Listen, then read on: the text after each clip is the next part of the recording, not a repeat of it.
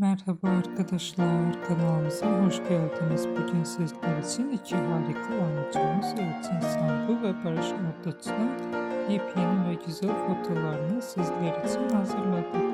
Elçin Sangu ve Barış Arduç çifti Kral Aşk dizisinde rol almış ve herkes tarafından çok beğenilmişti. Herkes onları birbirine yakıştırdıkları için biz de sizler için onların en güzel ve en özel anlarını hazırladık.